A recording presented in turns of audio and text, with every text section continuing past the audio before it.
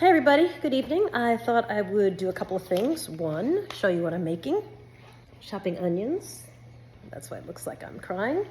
And cooking onions over here because I am making a vegan Spanish tortilla. My husband's a vegan, I am not. I'm making a vegan Spanish tortilla for him.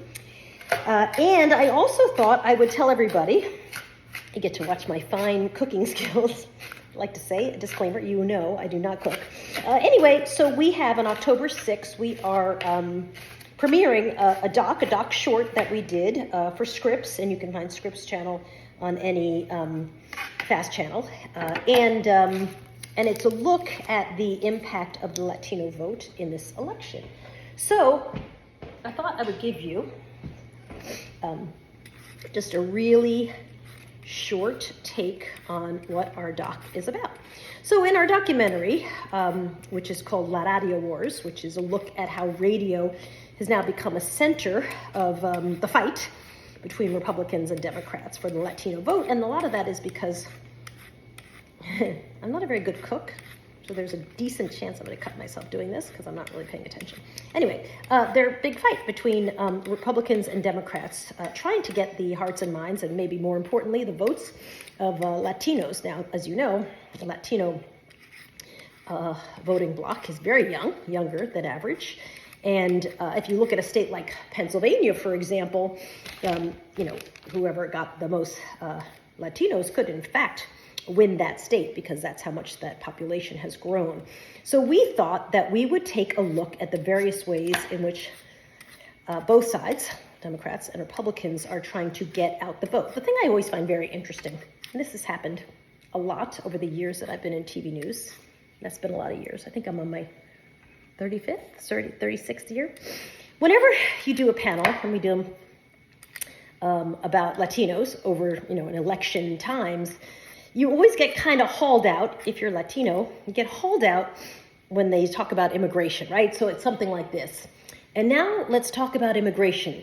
Maria Elena, Juan, Jose, you come out, you do the panel, and that panel is on immigration generally, kind of like the Latino vote.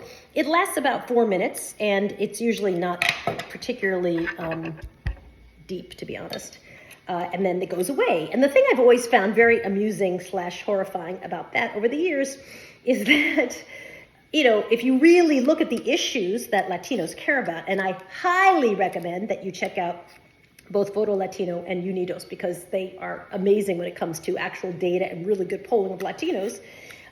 You see what Latinos care about is the economy. The economy first, second, and third, and then they care about jobs and wages and inflation, which is also the economy.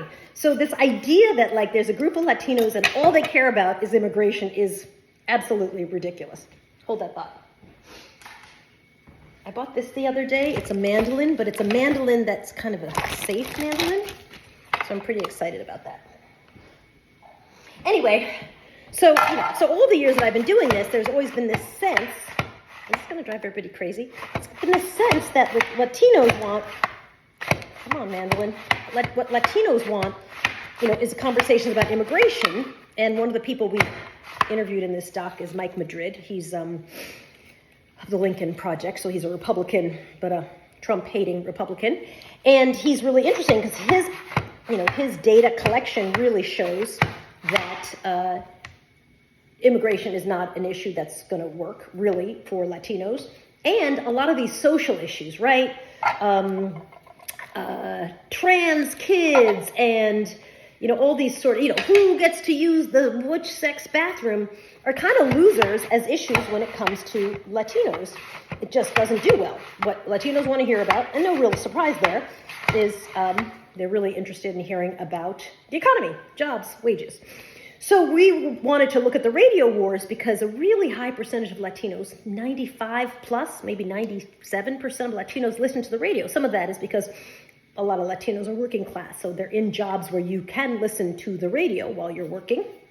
Think construction, and other kinds of jobs like that, or jobs where you're driving a long distance in your car. And then even wealthier Latinos, obviously have access like everybody else to streaming services. So with this over-indexing in the radio, it's interesting to see Democrats and Republicans trying to really appeal to Latinos. I think it's kind of early on, because what you really see is that nobody's doing it really well. This is hard to do, by the way. This is why I hate cooking, just for the record. Although this little machine is pretty amazing. It's interesting to see just how much, these wars are happening over the radio, because, of course, you go, whoopsie, sorry about that. You go where the audience is, right? You go to where people are listening. And so there's a fight now between Democrats and Republicans. The thing that I've always noticed, and it's no surprise this go around either, is that it's woefully underfunded, meaning as much as Democrats and Republicans really talk about wanting the Latino vote, at the end of the day, one, the Latino vote has to turn out, and number two, the amount of money that they're actually putting into the race, not so impressive. I think the Harris campaign had a $3 million spend. Biden started that before. And the Trump campaign, had $1 million spend. So nothing giant. And I think actually, one, I'm sure that's going to change over time. But two, I think that's a mistake, because I think if you can figure out how to appeal to Latinos, again, a state like Pennsylvania, we looked at Nevada as well, you really, really could, you could win the election in a swing state. So that's what our doc is about. Again, it airs on Sunday, October 6th. I hope you check it out. It's check out the FAST channels. It's on Scripps. And it's a short, so it's only about 30 minutes long. And in the meanwhile, I'm going to continue to make my Spanish tortilla, which, just incidental that I'm making a Spanish tortilla and talking about the Latino vote. But I can't really make that many things.